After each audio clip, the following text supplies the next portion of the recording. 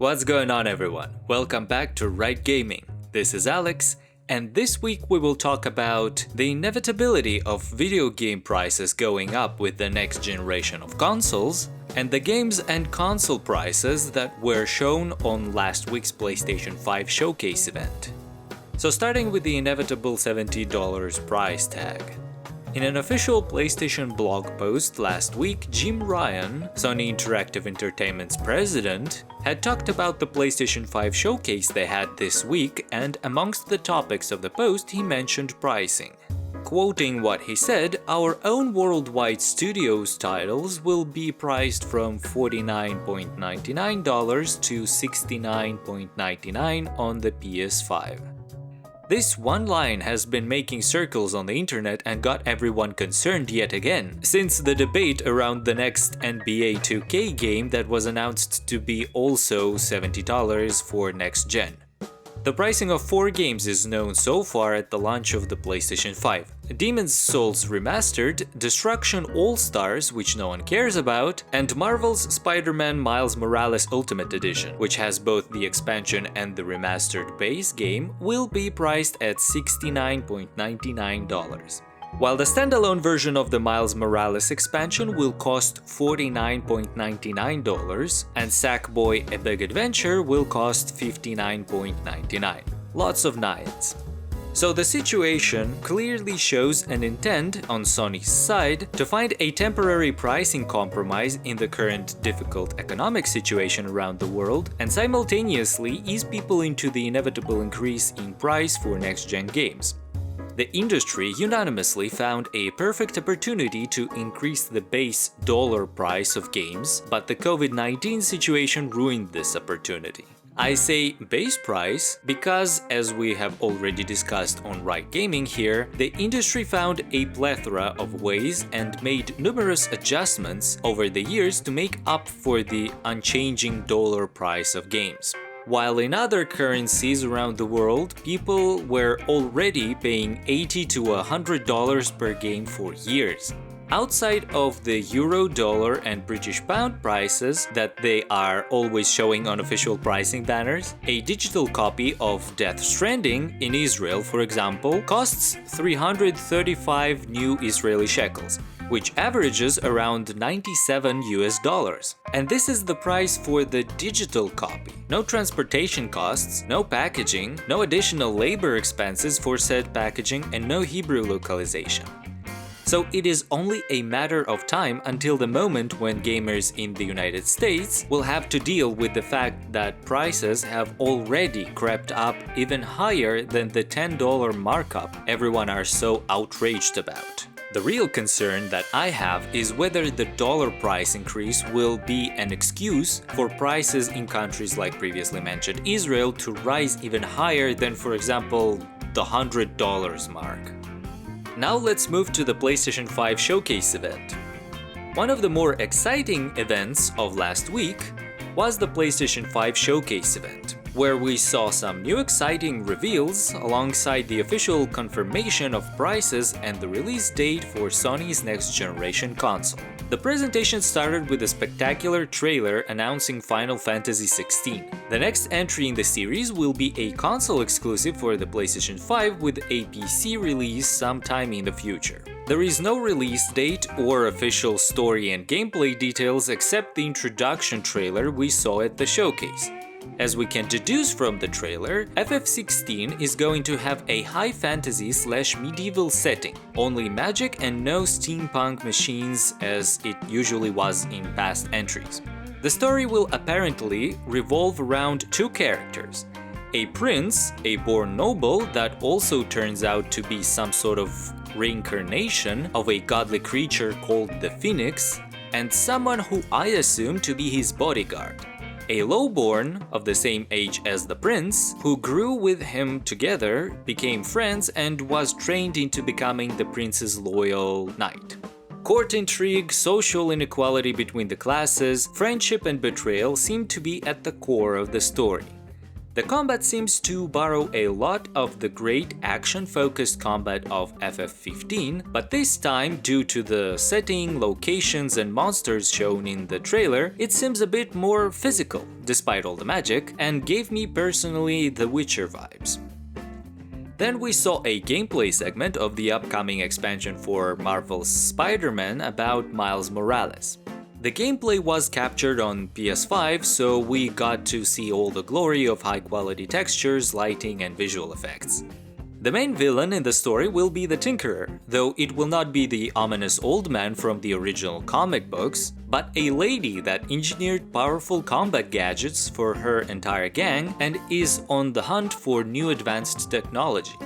As Miles's mother is running her election rally, they end up in a crossfire between the energy corporation Roxxon, which also somehow is in charge of the security at the rally, and the Tinkerer's gang. This confrontation puts a lot of innocent people in danger, and Miles has to intervene and stop it at all costs. My favorite game of the show was an unexpected one, Hogwarts Legacy.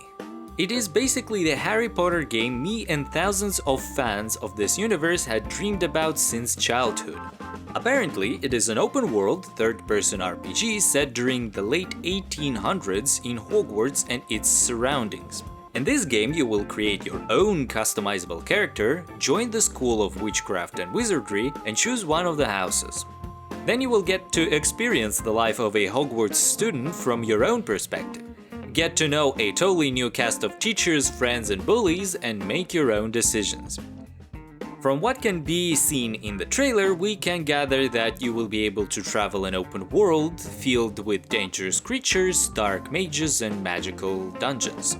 And I even theorize, your choices will run as deep as letting you define what kind of wizard or witch you will become. As it was mentioned, there will be all the lessons from potion brewing to caring for magical creatures, and in one instant of the trailer we see a player's character fighting a giant lion-like monster in the forest, while in another instant we see a different player character taming the same beast and befriending it. Of course, it was only a trailer, but I am already excited beyond measure and cannot do anything about it. The game is set to release somewhere next year in 2021, and I pray it will be exactly what I and so many others hope it will. Later in the presentation, we saw a segment of a mission from Call of Duty Black Ops called War. The gameplay demo saw us through a portion of the first campaign mission, where the team was given a name of a high-value target linked to the Iran hostage crisis. During the demonstration, we got to see the next-gen graphics and fidelity that the developers were praising. The game, in true Black Ops fashion, places the player in the boots of a character that survives from quiet stealth infiltration missions to high-action set pieces. One part I particularly liked is the melee executions we saw. The way they are being executed reminded me of how I first saw and fell in love with such executions in first-person shooters in Killzone 3. These executions are highly unlikely to be very realistic, but nevertheless they let the player get close up in the enemy's face and dispatch them in a brutal fashion, making it a spectacle each time. Then we saw a trailer for Devil May Cry 5 Special Edition. And as everyone had speculated, Capcom saved the option to play as Virgil for later DLCs. So basically, it is the same game, just this time you can play the entirety of the game as Virgil. There are no additional cutscenes or story apparently, and this just seems lazy.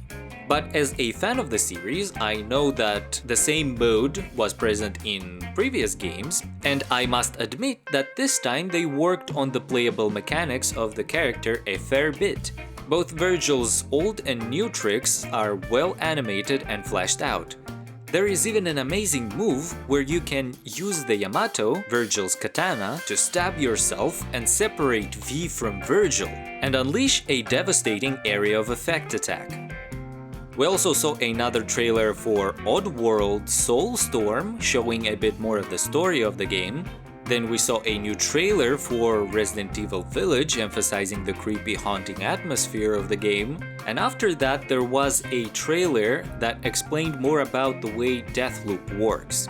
In it, the main character explained that as quickly as he tries to kill all the 8 targets, 24 hours is never enough and the loop begins again. The game turns out to be bigger, more detailed and more exciting with every trailer that unravels exactly how the game is played.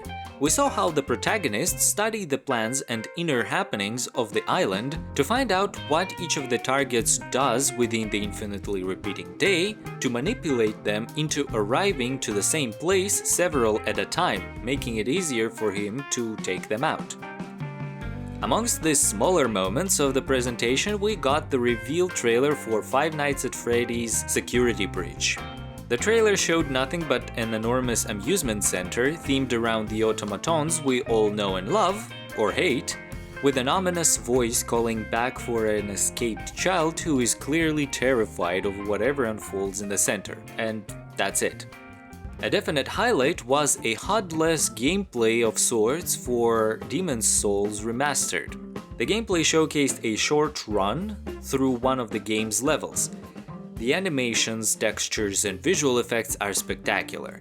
I loved the feeling the remastered Demon's Souls gave me even from just the gameplay demo. And as a fan of the Souls genre, I cannot wait to get my hands on this revamped version of a game that went under the radar for many in the past.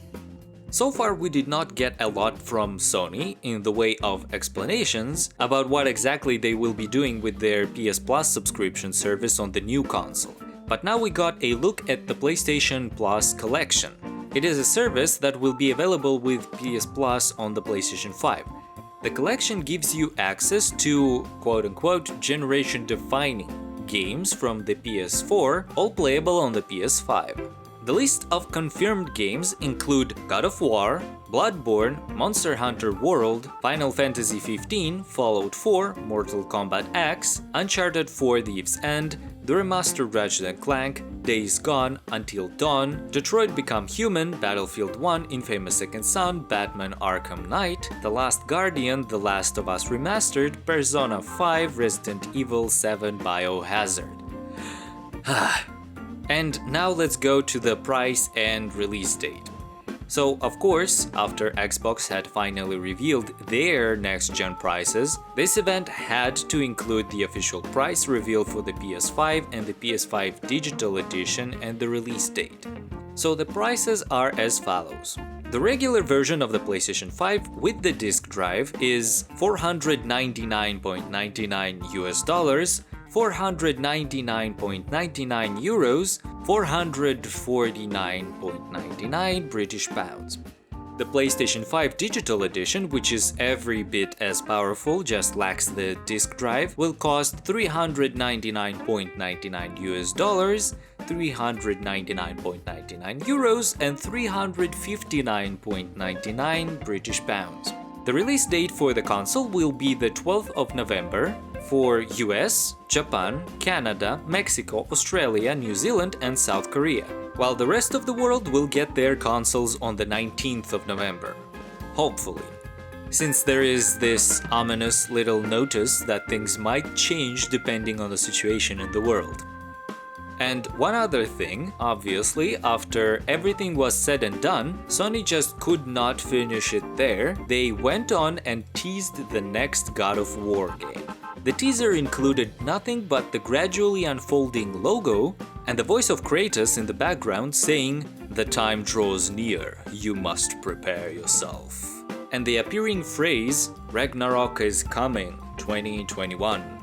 Hence the game is currently codenamed by the community God of War Ragnarok, and the game is set to release somewhere in 2021, obviously only for the PS5. And this is it for this week. Thank you everybody for watching. Please leave a like if you enjoyed the video and subscribe for more content like this. My name is Alex and I'll see you next time.